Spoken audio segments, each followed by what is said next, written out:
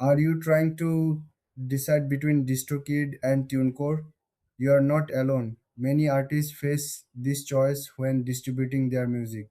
In this video, we'll compare Distrokid and Tunecore to help you figure out which one is best for you.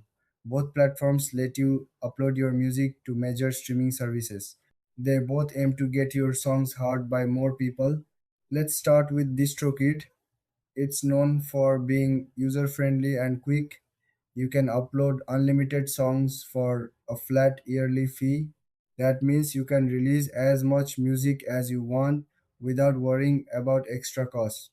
DistroKid also offers cool features like automatic revenue splits for collaborations. Now, let's look at TuneCore. TuneCore charges per release, which can add up if you plan to release a lot of music.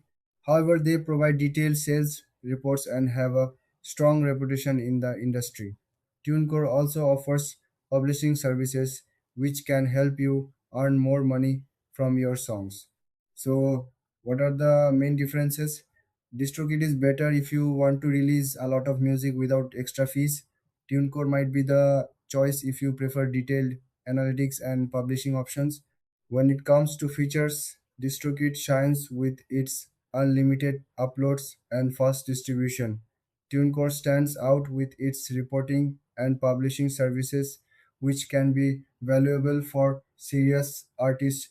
In terms of pricing, DistroKid has a simple yearly fee, while TuneCore charges for each release. If you plan to release music often, DistroKid may save you money.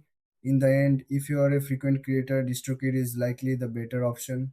If you want detailed insights and publishing help, consider TuneCore.